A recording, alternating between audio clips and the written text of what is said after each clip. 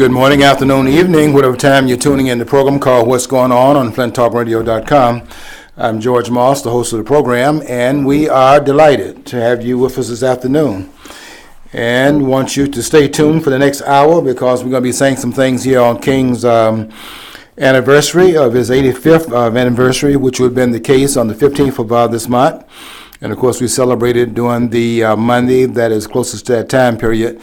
And today is the day designated for that this year. But sometimes it will come on the actual birthday of this iconic figure who led the civil rights movement for 13 years, from 1955 to 1968. We put something on our Facebook wall that I hope will begin to start a honest conversation about the civil rights movement and Dr. King, because we're not having it. And really, I said on my wall today that what we are having on this day every year, and this has been going on ever since 1986, when the observance of the national holiday began to take place after having been put into law in 1983 under Ronald Reagan. And then 3 years thereafter, we began to nationally celebrate the holiday around Dr. King. But I'm going to come to you today and talk to you about some of the things we're not talking about today. And I said in my post today on Facebook that I think that this day should be a day of mourning, because if all we're going to do on King's birthday is come together and begin to lie about it, then we might not even have the holiday if all we're going to do is, in fact, disconcert the facts and discombobulate the information that's out there for all of us to study if we would just take the time to do so. But we're going to get into that. I'm going to be doing it through maybe starting out with the film that I saw on BET last night, and I want to just start there with this film and then have you to, through that, maybe go to some other things we can talk about in terms of trying to set the record straight. I'm going to be saying some things here this afternoon that are not going to be popular, or will it be something that is readily accepted, but I would dare anyone to come behind it and say that these things would be wrong, or to show where there's error in terms of the interpretation I'm going to give to these events that you think you should know. And you would think that after going on 46 years now, with King having been struck down in Memphis on April the 4th, 1968, you would think that 46 years later we would have some idea, some clue of what we're talking about around the civil rights movement and Dr. King's leadership. But we just as clueless now as we were at the time he was struck down on the balcony of the Lorraine Hotel in Memphis, Tennessee. And I think I'll be able to show that before this program is over this afternoon. We come together, come before you every Monday from 2 o'clock to 3 here on FlintTalkRadio.com, the number one podcast studio in the city of Flint, and one of the ones working hard to become the number one studio throughout the United States. And we have some work to do here, but we are making strides toward that goal. You'd be surprised what we're building upstairs and what we're doing as far as putting the studio together, because it's not the only studio. We're going to have one upstairs as well, and be able to do more things than what we're doing just down here in this part of the studio here at FlintTalkRadio.com. So we are not just satisfied with our, we don't rest on our laurels here. We continue to look for new ways to enter into the public domain and to interact with the public, and try to, in fact, continue our efforts here to be a source for good and right and the American way. And we feel we have to pick up the slack here because a lot of people are slacking off. So we have to do here more than what we first of all intend to do. But, that's part of the job we've assigned ourselves, and we know you're going to play your role. Okay, well, I want to start today with the film that I saw last night. It was a re-airing of the story of Rosa Parks. It was a film that was made for television back in 2002, starring the great actress Angela Bassett, and there was a cameo appearance by the iconic Cicely Tyson, who is one of the all-time great stars in Hollywood, and I've never seen her in a role that demeaned her, and she's turned down a lot of roles that would have been demeaning, but has refused to play in those kinds of roles. I don't think you would have seen either her or Angela Bassett in the Monsters Ball that starred Halle Berry. And so in this film, they are taking a role that they think would be one that would edify the history of the civil rights movement. And I know the intention was good, but that does not necessarily mean that's the way it played out in terms of what was actually put on that, put in that script, in that film adaptation, supposedly of the life of Rosa Parks. And I found it very offensive, quite frankly, from the very beginning of the film until the end of the film. And I hope to be able to apprise you before we leave this afternoon as to why I feel this particular way and why I felt compelled really to write a very long narrative on it, on the film and on the civil rights movement, because I am absolutely convinced that David Leveling Lewis is right in his book. I'm convinced he's right in what he said in the postscript to the the book came out in 1969, 1970, called, it was originally called The King, it was called Dr. King, A Critical Biography. And then after King's birthday became a national holiday, being celebrated in 1986, what he did was take the critical out of it and just simply had a title, Dr. King, A Biography, and took the word critical out of the title of the book, because then it became unpalatable to talk about criticizing, being critical of Dr. King, but I don't think it was critical. I think it was just a critique of the legacy of Dr. King and putting it into the perspective where it belongs, which is in terms of the historical perspective and not this made up nonsense that we're getting from all directions. Well, in the Rosa Parks film, yesterday, as I was watching it, and I said it was first of all aired in 2002. But I not only saw the last part of it when it first of all was aired, what now becomes 12 years ago, and I happened to see the whole film. I was determined to just sit there and watch it, and just simply go through it piece by piece, bit by bit, and see what was being said here that had no credence in terms of the historical record and how much it distorts that record. And it starts out with Cecil Tyson, who played the role of Rosa Parks' mother in the film.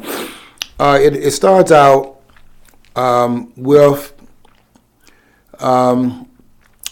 Cecil Tyson taking Rosa Parks to a different school. It was the Montgomery Industrial School, and I think she must have been at that time about second grade, so that would be about 7 years old.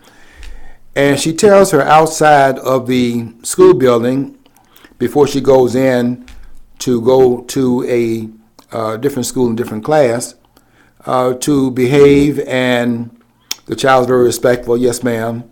And she says, Rosa, if you ask any questions, if the teacher asks any questions in the classroom, and you know the answer to the questions, you should raise your hand and give the answer.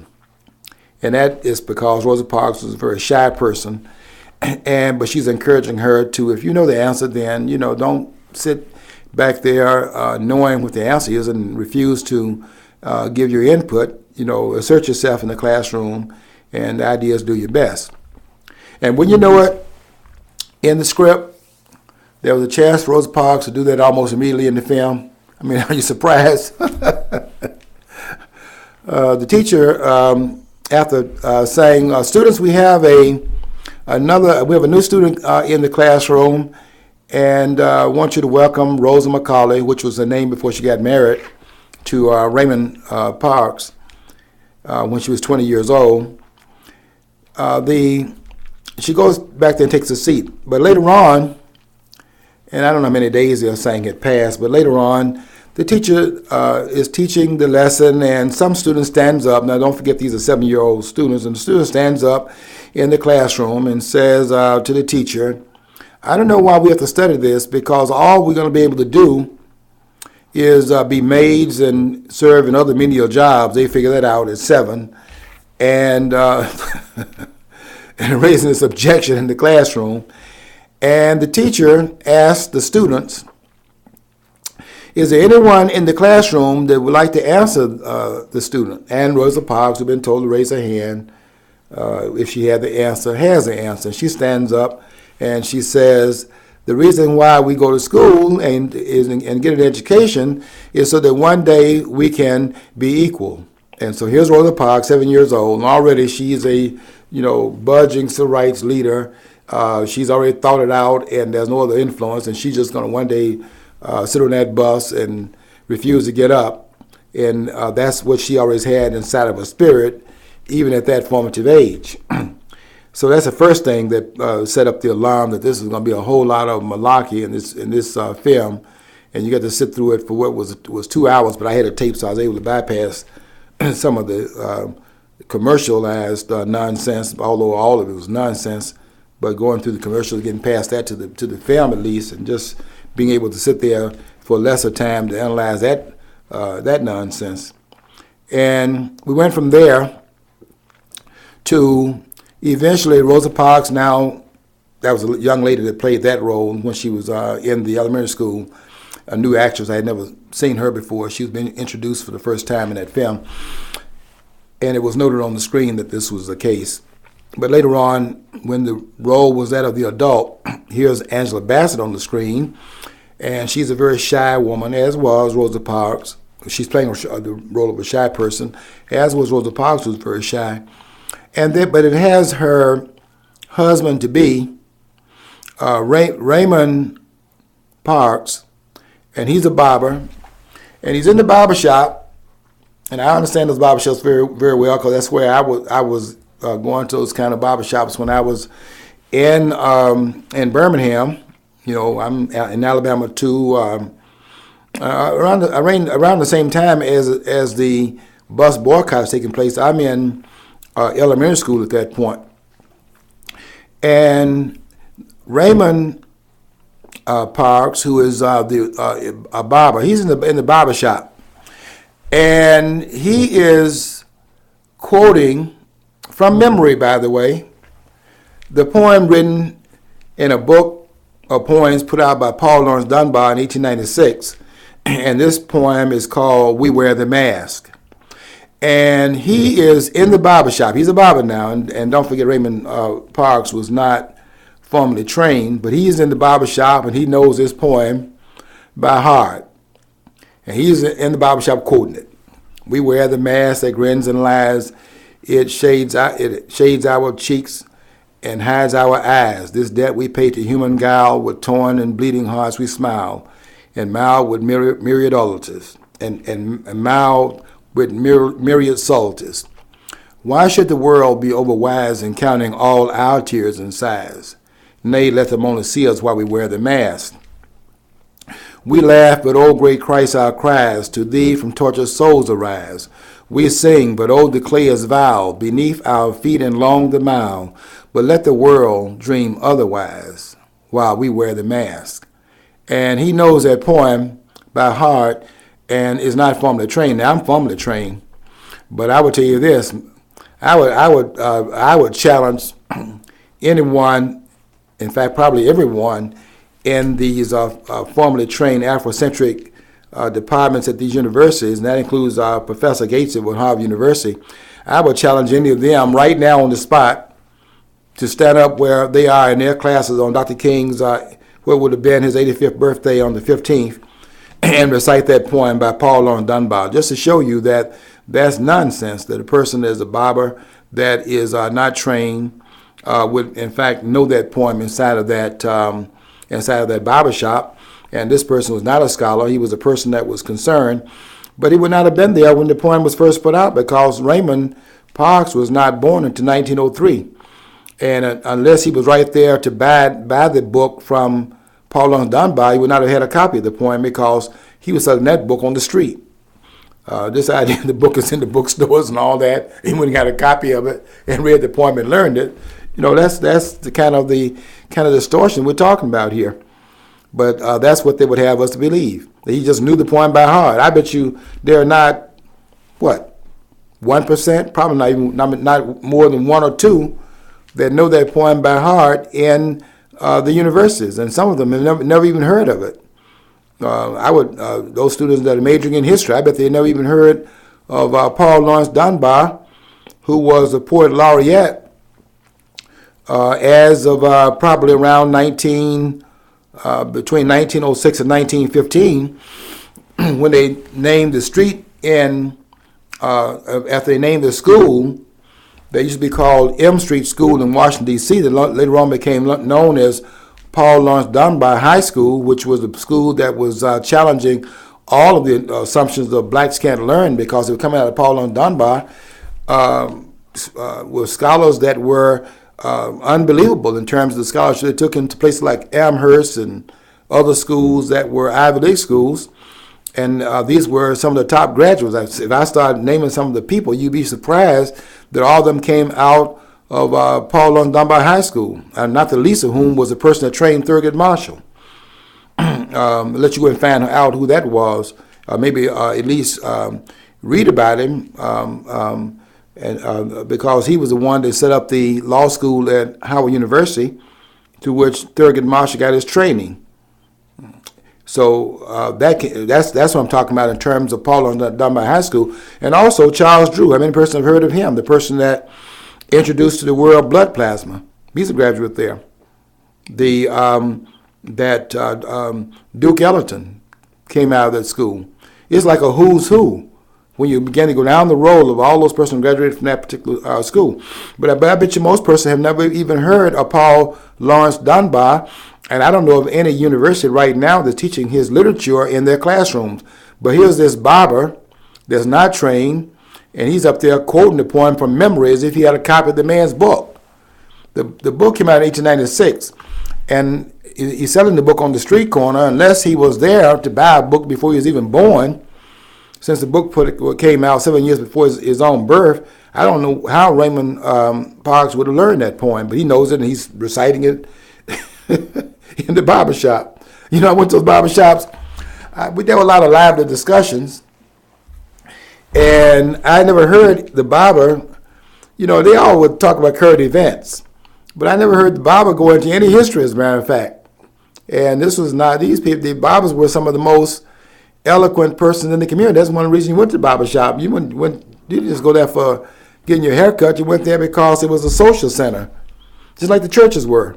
The barbershop I grew up going to, you just heard about hunting and fishing. It's like, who got the buck, what place had the best salmon run, where are you going to go if you're going to go up and get you dip for, what do they call those, smelt, if you're going to go up. That's all it's talked about is outdoor stuff, snowmobiling, Yeah, and you had lively conversations there, no doubt, too. And really, when they put out barbershop, the one that had Serge the Entertainer in it, and he was he turned off a lot of people when he said that all Rosa Parks did was sit down. He didn't use those words. He said some things more profane than that. He said all she did was sit down. And I'm going to talk about that in just a minute in terms of sitting down. That's been confused too. But it made a lot of people mad. But those kind of conversations are what you heard in the barber shops. And when Jesse Jackson, that's right, he came out against the film because he made that comment that was disrespectful to Rosa Parks. And that the man that would be Jesse, who was Al Sharpton, he had to come out there and top that and criticize it because he can't let Jesse be out there by himself. So he came out and made his comments. But then what happened was that the black community that had been in those barbershops, they'd heard those conversations. And so if you notice it, after a period of time, they got real quiet because they were being exposed as the black community is not going to let them get out there and try to act like you could export that conversation outside the community. We didn't know what was going on there because we got our haircuts there. I was working at U of M when that movie came out, and somebody asked, it was a bunch of, some black guys I worked with at U of M, and they brought that up, and they were saying how some people are outraged, like Jesse Jackson. He goes, man, that guy never sat in a barber chair in his life around us common folks. So that's right. What they talk about. Mm-hmm. I mean, he said, I've heard people say so many things like that. Mm-hmm. Yeah, because you let your hair down because it's a black barbershop. A lot of these conversations that go on outside the earshot of white America, you'd be surprised what those conversations sound like. And this idea that you don't air your dirty linen, well, a lot of that dirty linen that's not aired is in those barbershops. And you'd be surprised. Somebody should take a tape recorder in there and bring it out and put it on the air. Some of you are going to be very, very surprised at what you're listening to. You know, I mean, I'll trash Ronald Reagan. I'll trash all the Republicans and the white guys. I mean, I don't see, just because they're white doesn't mean I have to agree with everything they say That's and right. do. So, I mean. Yeah, and that's the way it is in barbershops, because you let your hair down. It's politically incorrect. And that's before political correctness came in the first place. And I don't know if they even practice that in the barbershops right now. But back in that time period, you heard those kinds of conversations. And when I saw Cedric the Entertainer doing it, I said, he's in trouble. But because of political correctness being in the place right now, that film came out in 2005. And I knew he was going to have some problems with it, given the leadership want to shut anybody up that sound like they're in a way authentic, being quote unquote really authentically black. And I knew they're going to have some problems with that. But that's the way they talk in those barbershops. But they don't come in there quoting Paul Laurence Dunbar and know the poem by heart and from memory. I haven't met that barber that was able to do that. And none of the people, I like to see some scholars, go in the barbershop and quote it.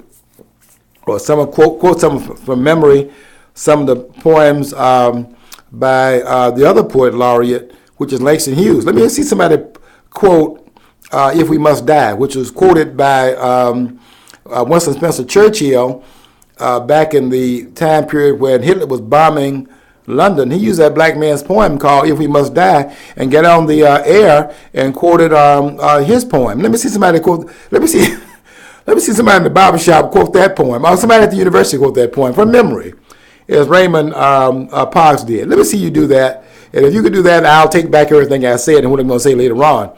But I don't think I have to take it back because I know you can't do it. And he couldn't do it either. And so that's fabrication in that film.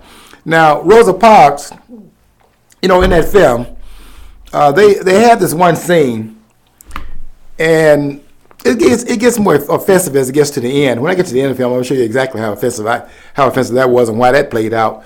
Because at the end of the film, they're going to bring Bill Clinton up there, and I need to explain that because there's a lot of stuff going on there that nobody else is figuring out, and nobody's going to talk about because number one, they don't know the civil rights movement. They just know this every year we get up here and somebody start hollering through microphones, and they bring Jesse on, and they bring Sharpton on, two buffoons, and they don't know what they're talking about. And they think that they've learned something significant about this movement. But just hold on. We're going to learn something here today that nobody else has talked about in the history of the civil rights movement in its aftermath for the last 46 years. We're going to talk about it here for the first time. And we're going to clear some things up before we leave today. Now, let's go to what we know about Rosa Parks. Not what we know. What we think we know about Rosa Parks. And that's on that bus that she was in fact taken off of and placed under arrest. Now let's go back a little bit before that, because the film doesn't start just at that scene with her having problems with this bus driver, this guy named Blake. And he's driving the bus that Rosa Parks gets on after she's finished her job as a seamstress at one of the department stores. And she also works in the home of these two liberals that are there. I think they're basically communists. They are the Durrs, Clifford and Virginia Durr, two whites who are fairly liberal, living in Montgomery. You know what's really weird I've noticed? When I was a kid, all the people who had people helping them out domestically were all liberals. Yeah, we're all liberals. I know, it's like, that was so weird. I mean, it was like, aren't you supposed to be against people and being like oppressed and exploiting, and you're not paying these people an adequate wage, so what the hell are you doing, you self-righteous jerk? And you're raising a point about the hypocrisy, which all of it is on the left. If you look at the left is hypocritical from A to Z, and I'm going to try to examine even that aspect through what we were saying here as well, because I want to bring that in, too. And if you want to look at hypocrisy, look to the left, because that's where it is, almost in total. And those of you who are staying tuned for the next 30 minutes, you're going to find that out in terms of what I'll be saying when we get to Bill Clinton, because there's a whole lot going on there. Now, she's on that bus a couple of times in that film before she gets to the December 1st altercation that she had on that bus, where she was arrested for not giving up her seat. And what they have in one of the earlier scenes, they have her going on the bus, putting the money in the little chute that they have there, and the driver asked her to get off the bus, go to the back door, and get on the bus to the back door. And they have Rosa Parks, who is horrified and surprised, shocked in fact, that she be asked to do what blacks have been doing all the time. I mean, as if that was something unusual. I mean, but sometimes you didn't have to get off the bus. You can go and pay the fare and, walk through. But if it was crowded, you had to get off and get in the back because you got to push through folks. And so he told her to get off the bus and go to the back. And Rosa Parks, of course, was offended. And it's raining that day, and as she got off the bus, after glaring at the bus driver, she's not going to ride that bus. She's not going to the back door. When you know it, the umbrella gets caught in the door, and the bus driver drives off and leaves Rosa Parks out there to have to walk home now 5 miles away in the rain. And look at all this oppression that's going on, and we know we got to do something about this. This is what the film is trying to put before the viewers. And she gets home, and Raymond, they're now married, and Raymond asks her as if he's surprised, what happened? As if she tells him she had an altercation on the bus, and he wants to know what happened. He's so surprised. And he made you go to the back door. I mean, folks, this was I had to sit there and suffer through this, and I kept saying I don't know if I can take another. It had another hour to go at that point. I said I don't know if I can stand another hour of this, but I got to watch this because I got to comment upon it tomorrow on flinttalkradio.com. So I stayed there and watched it, but I tell you, it was really excruciating for me to do so. And so he's surprised, and she explains to him how her day went, and it had gone, badly. Now later on, she gets in the bus, and I noticed the film tried to obscure where it was on that bus Rosa Parks was sitting. So let me tell you where she was sitting, since the film didn't make it too clear. Rosa Parks was sitting in the 11th seat behind the 10th row, where they had on the back of the 10th seat a sign that said white section in the front of the sign, and the back of the sign that said the color section. And she's sitting in the 11th row. Now, it doesn't mean that the 11th row was always a row for the color, where the color section started. It can start above the 10th row or 11th row, depending upon who filled the buses up first. But what you have to do with that sign, because the sign it fits into two holes on the back of the seat, and all the seats have these holes on them, except the seats that's in the front that's turned to the side where you're sitting across from each other and facing each other. From that point, the seats are facing the front of the bus, but on the front, they're facing the aisles. And so they didn't have any holes on those seats, because those seats, you wouldn't move the signs up anyway, because you'd be sitting in the bus driver's seat. And I do think in a couple of years they're going to have Rosa Parks in the bus driver's seat, because every year they move up a seat. And there's no other seats left, so I guess in the future they have her driving the bus and her daddy on the bus line. That's how much change. That's how much changing they're doing in terms of this nonsense they're putting out here as history. But she's sitting back there in after the 10th row, and on the left side of her, there are two women sitting over there. To the right of her, by the window, is a gentleman sitting there, and there are four people altogether in the 11th row. Two women, herself in the aisle seat, and the man sitting next to her over by the window. And on this day, the bus driver tells them, after the bus fills up and there are some white passengers standing with seats in the back where the blacks are sitting, the quote-unquote colored section is, and he wants those seats because the rule in Alabama is that if you have blacks sitting over on this side, let's say in the 11th row, then you can't have whites sitting on the other side because they can't sit across from each other, because that kind of implies egalitarianism. It implies equality between the groups, and you can't have any suspicion that blacks are, equal to whites. And so therefore, in order to make room for this white gentleman standing up, all the blacks on that row got to stand up and go to the back. There are no seats back there, so get back there. And the bus driver tells them to get up and let him have those seats. And you know something? When he first said that, nobody, and there are 4 people here, nobody moved. I'm going to tell you why they didn't move also in just a minute. But when he said to them a couple of times, let me have those seats, and he's looking through the rear view mirror and nobody has moved, and he says, make it light on yourself. Let me have those seats.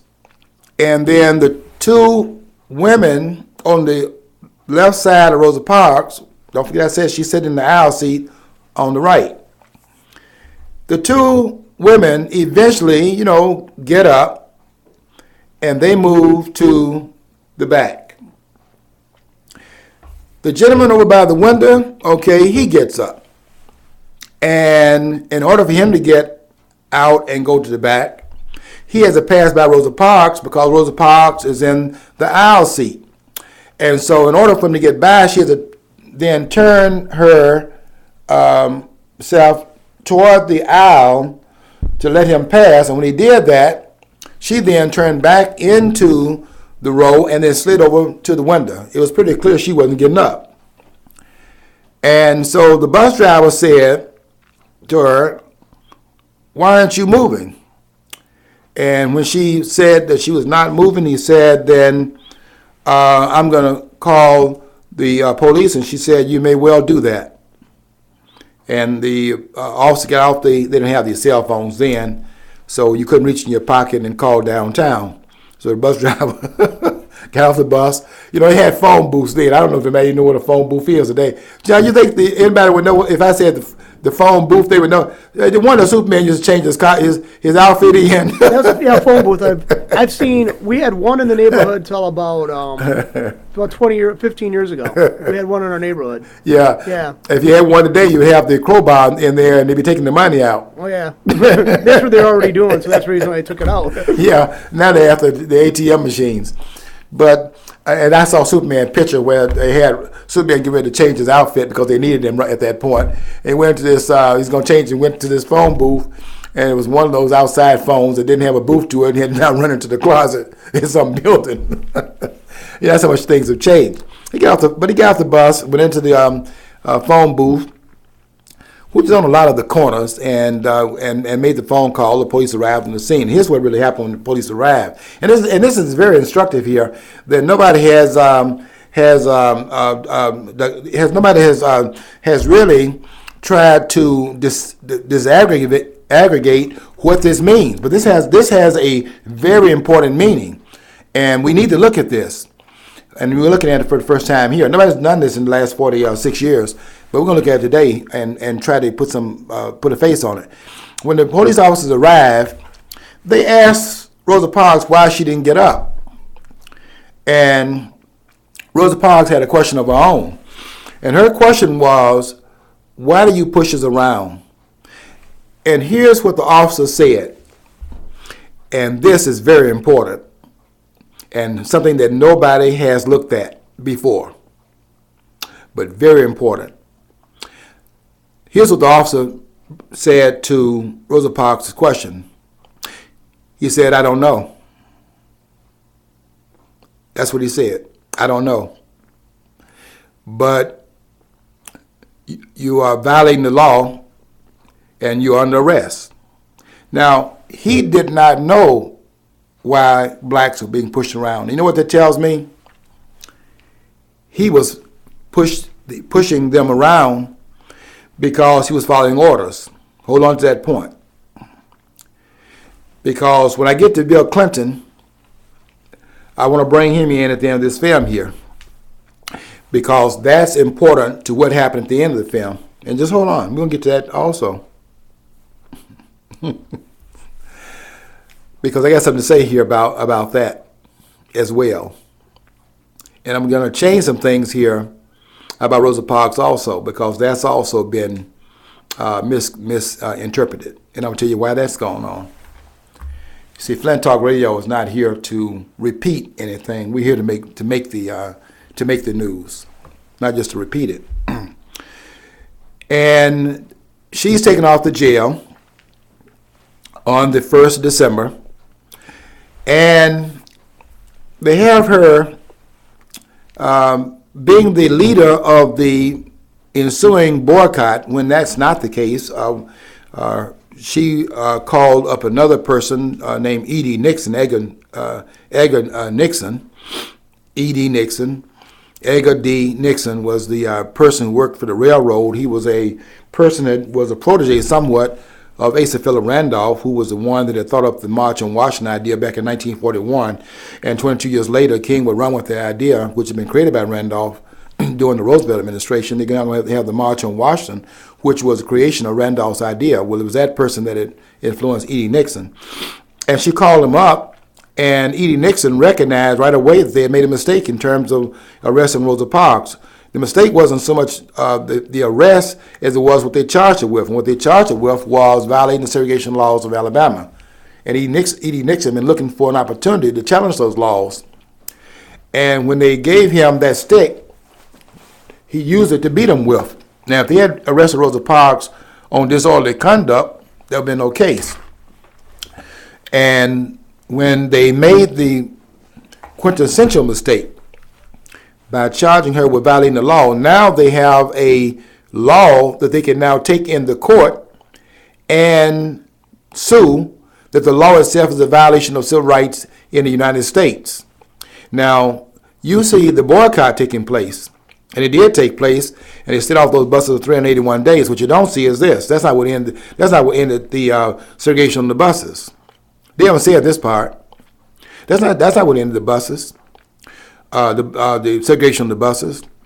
What ended that, and this is what Bill Clinton's on that screen has to do with.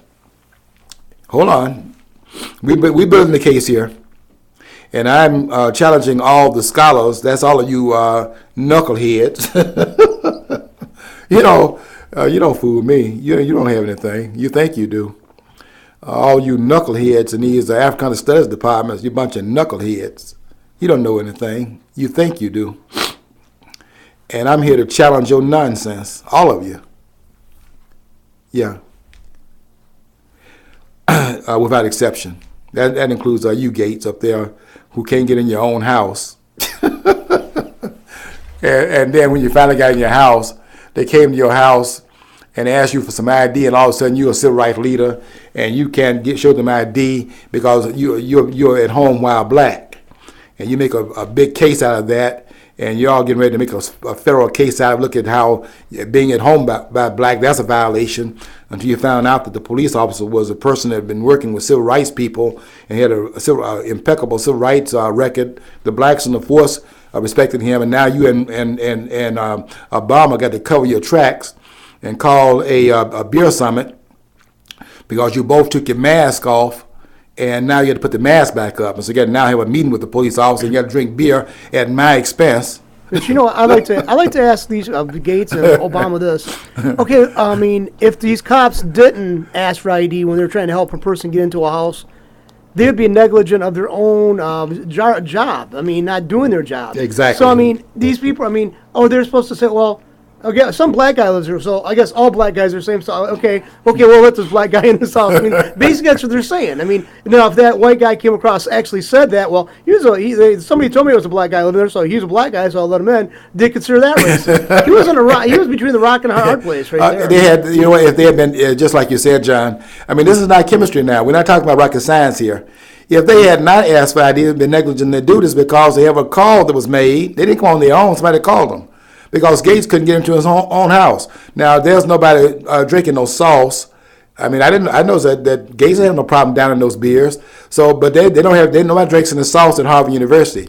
I mean, if I can't get in my own house, why is it that I couldn't get in my house? And why couldn't Gates get in this house? Could it possibly have been that he couldn't get in there because he couldn't see the key lock? Could that have been a possibility? Went around to the back.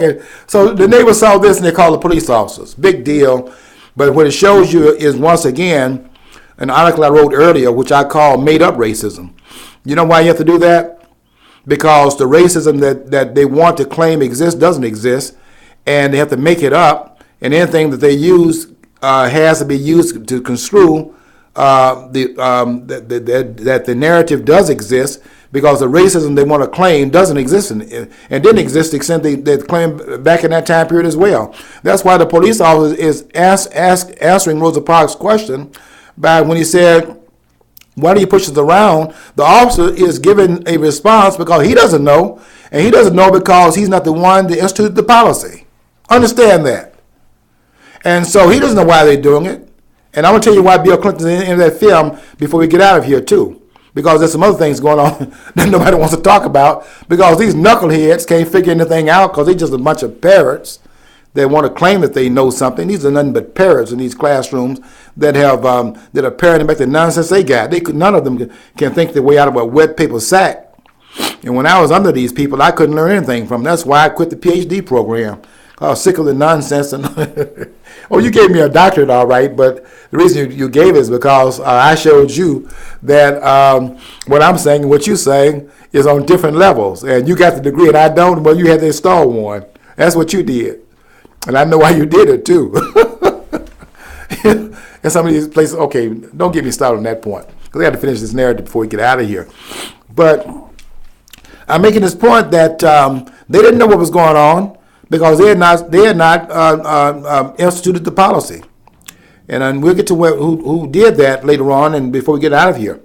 But they were just enforcing the policy already in place. And if they had not done that, just like those gates that John was saying a few minutes ago, or just like those officers that John was saying a few minutes ago at Gates' house, if they had not gone in there and interrogated Gates and asked him for some ID, they'd been negligent in their job. And if they had not done their job in Montgomery on December the 1st, 1955, they would have been negligent in their job as well. They had to go in there and ask those, they had to arrest Rosa Parks because she was in violation of the law. But they didn't know why they were doing it. All they knew, the law was on the book, and they knew they had to enforce it because they are police officers and these laws got to be enforced. They don't make the laws up. And so they went out, they made the arrest. And when they finally booked her and then was going to charge her $10 for the violation and $4 for court costs, that's $14. And that's $14 they would never see because Rosa Parks refused to pay it. And they appealed the verdict, and that goes into court now. But the court case that's going up through another channel is going through another channel because a person who had faced the same thing Rosa Parks had faced, a person, let me see if I can get the name right, named Browder. There's a court case that's going through the pike, Browder versus Gale, Gale being the person that is the mayor of Montgomery. Browder in a class action suit. There's some others that have joined on to it also. Fred Gray being the attorney for it, and the NWSP is in back of it also pushing it. And they are, in fact, going to take this to court. And it goes not into the local court, it goes into the federal court. And I want to tell you why that goes on. It goes on in the federal court because the Republican Party during Reconstruction, it passed anti-Klan bills have been passed, and to safeguard the rights of blacks in the South, they had passed certain Reconstruction bills so that those kinds of cases that were civil rights cases would not go into local courts, meaning under the people that were in fact doing the segregating. It would go right into the federal court, starting at the judicial court, at the district court level. So that case goes into the federal court, and they get a verdict there, and it goes to the Supreme Court, and they get a verdict there. And in the case called Browder versus Gale, the court, after 381 days, will overturn the segregation laws in Alabama. Now, that has not been talked about, and no one has actually mentioned that. Now, why has that not been mentioned? Because in order to mention that aspect to it, you're talking about a different party here now. You're not talking about the Democratic Party, the one that where they got Bill Clinton coming on the scene at the end of the film, where he's at the end of this film on Rosa Parks. And so the idea is that the civil rights movement is is at home with Bill Clinton and with the Democrats, because that's who were the ones that incubated this civil rights struggle. And it's Rosa Parks is the mother of that. Well, that's wrong too. Because if Rosa Parks is the mother of the civil rights movement, that means it has started at that particular point in time. Even in her time period, that would not be true. Because here's the other caveat. Rosa Parks on that bus on December the 1st, 1955. Now go back and check out the time period of the Brown versus Board of Education case. You will notice that that court case, which was handed down by the Supreme Court on May the 7th, here's a year, 1954, where the court said that segregation, talking here not about the buses now, that'll be later, but that plays off of this ruling. They're talking about schools, and they said segregated schools, de jure segregated schools, where you are in fact by law dictating that, where the law is saying that you must have separate schools. They're saying that by the very nature of the law being on the book, the very fact that it exists, that makes it unconstitutional. Because it differentiates, in other words, the citizenship of one class of citizens or one ethnic group of citizens, one national group of citizens, one racial group of citizens than another. And that right there makes it fundamentally unconstitutional under the 14th Amendment, which says the equal protection of the law is a guarantee to all citizens of the United States. And they struck down the Plessy versus Ferguson case that had been ruled upon by the court in 1896, when the court said that you can have separate facilities between blacks and whites and other groups, providing those facilities were in fact equal, because then that meets the equal standard that's set up in the 14th Amendment that calls for equal protection of the laws. But the court comes in and gives a sociological ruling, which is fundamentally not really a legal ruling. It's a social ruling. It's egalitarian ruling based upon sociology and not based upon the legal language of the Constitution. But that's another discussion. But they're saying here that by the very nature that the separation is in fact imposed from the outside, that makes it unconstitutional there. John, can I get some tissue, please? That makes it unconstitutional. And so they struck it down and struck down the Plessy versus Ferguson case and struck down separate but equal in 1954. Now all that's out of the Rosa Parks movie. It's pretty much out of the sight of those that be discussing Dr. King today on the 85th birthday celebration of Dr. King. Thank you, John. And that is problematical in terms of what the history says and what I'm talking about, why things are in fact skewed. Excuse me one second.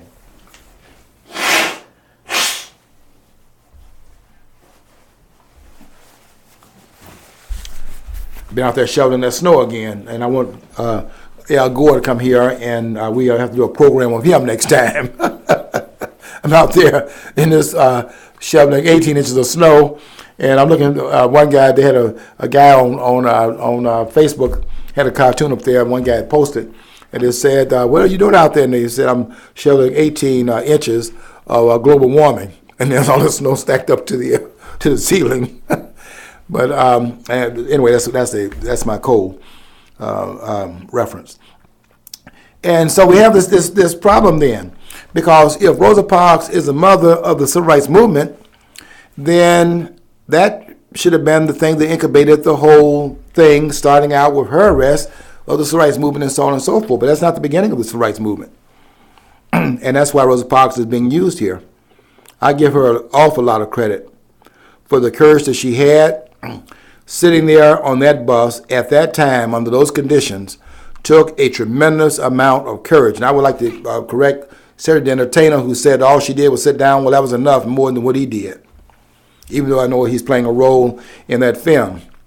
And those discussions would take place in those, not that they would raise that question, but those kind of conversations did take place in those barbershops. I'm not so sure they would have that specific conversation, but there are a lot of those kinds of political conversations going on, not specific to Rosa Parks. But sitting down took a lot of nerve at that point in time, given the fact that if they haul you off to jail, you don't know what may happen there. because you didn't have blacks didn't have voting rights. Only 7% of blacks in Montgomery were high school graduates at that time, and less than that were on the rolls to vote. So you can imagine the kind of stresses involved in being arrested in the heart of Dixie. This is the place where the Confederacy was set up in 1861 when they met in February down in Montgomery, the heart of Dixie. They call it the heart of Dixie because that's where the Confederacy was in fact founded, although South Carolina be the first one to leave out of the Union under the auspices that they're not going to tolerate the dictatorial regime that had been put in power in 1860 in that election there, and then before he took office, they are now vacating the country not because of slavery. Slavery was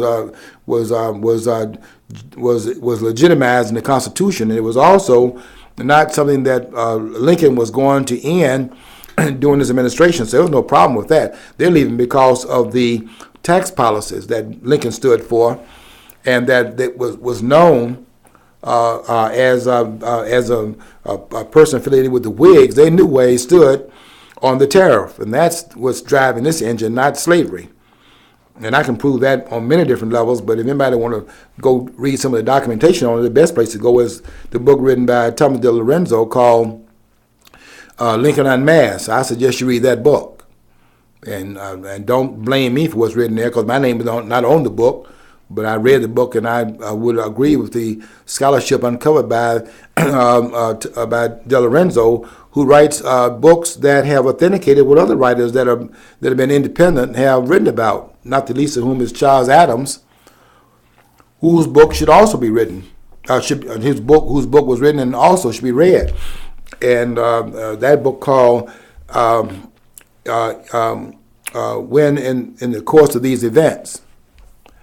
That's a book should be read too. Charles Adams wrote a number of books on taxation, and we want to get you to read these books. I'm going to give you 3 before we get off the air, but give you some books to go and do some further research on. So by the time they come up with Dr. King next year, it won't be shrouded in mystery, hidden into an enigma, and be able to have these non-conversations where they're pulling the wool over our, not only over our eyes, but pulling the wool over our entire heads, which is what they're doing down there at Ebenezer Baptist Church. Before I came here, they were talking about them having a service down there, and they're down there lying, and anything they're putting on TV, that's lying too.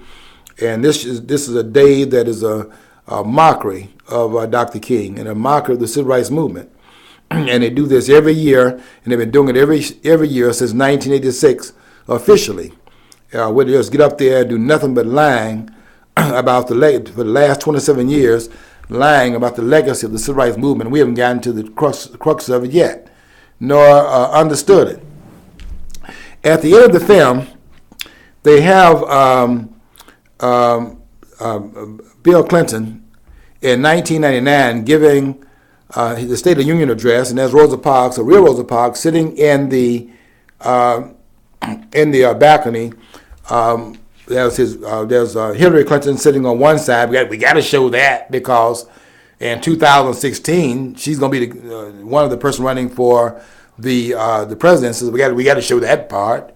And on the other side, there's another person that is on the other side. And Bill Clinton, in his message, says, "And we are very happy to have with us there in the balcony a person who years ago sat down so that other persons can stand.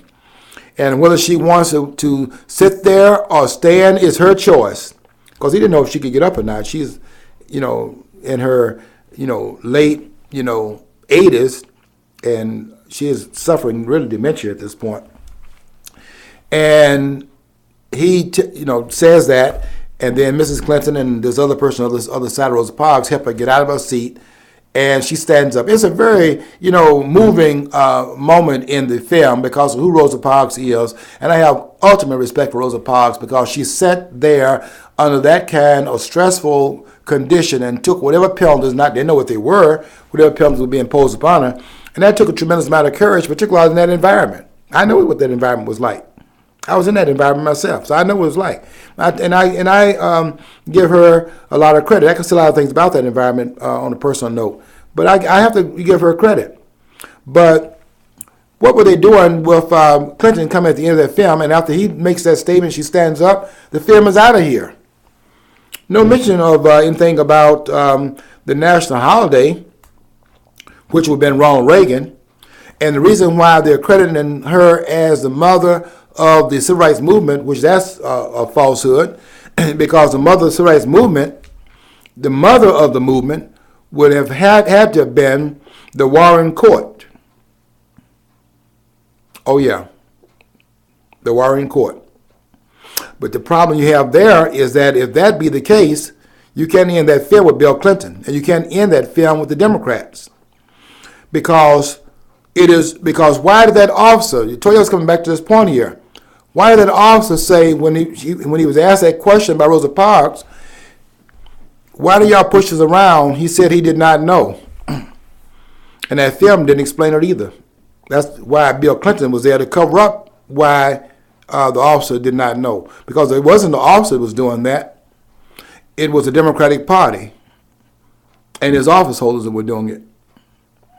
And if you don't make Rosa Parks the mother of the civil rights movement, then the mother of the civil rights movement has to be the Republican Party, and there are 90% to 95% of blacks that are not in the Republican Party, but in the party of the Ku Klux Klan that was keeping their grandfathers held down and lynching their grandfathers, as a matter of fact, if they were not going to stay in their place.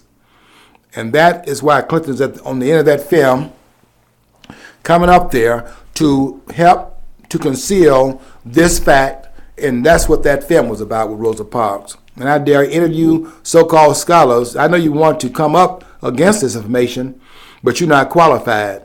And I dare you to get out there. This article I posted today on Facebook. You're challenged. I dare you to get on that wall and write against it.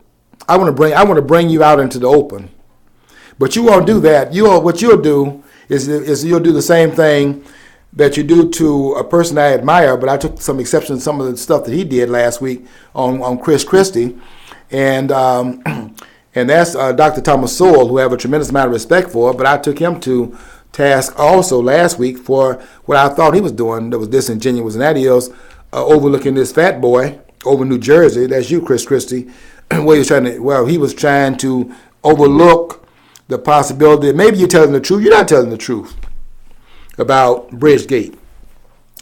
No, you didn't give tacit approval of it. Your energy approved it, and you don't have to give tacit approval. And I wish I had more time to say something about that, because I would tie it into Malcolm X. Because you don't need to tacitly approve these things. It goes on because people have picked up the energy that you have. You are in fact not pleased, and you don't have to authorize it. Those who are upsetting you, if they are your zealous appointee, your zealous supporters, they will take out the ad on their own, that they have to in fact deal with this energy. And so he can come up there and fire them and things of that sort. And was me, I didn't know. Why didn't you know? Don't you have the telegram service? Don't you have the newspaper? Anyway, Thomas Sowell, who thinks that we need somebody that can beat Hillary in 2016, and thinks Christie is the person who's going to do it, he won't even be the nominee. And I'm certainly going to be working against him. But that's what he did in terms of overlooking Chris Christie's role in this Bridgegate, as they call it. I'm not overlooking him and holding him account just like I held Obama account, which he does himself, but not holding Christie account, because he wants to give the Republican the benefit of the doubt. The Republican Party is a party. There's a mother's rights movement. That doesn't mean I endorse the Republican Party. They're just as crooked as the Democratic Party. But they are the ones that had another interest and carried out in a different way than it was carried out by the Democrats. Okay, you have a full story here today, and there's more we can say about it, but that's enough for 1 hour and enough to chew on until next week. And we want you to stay tuned to all the programs here at FlintTalkRadio.com. because we are going to be at some point in time, not only the #1 studio here in the Genesee County area, but throughout the United States. Until next week, I want you to, as always, follow your dream, because if you don't follow your dream, you'll never know what's on the other side of the rainbow.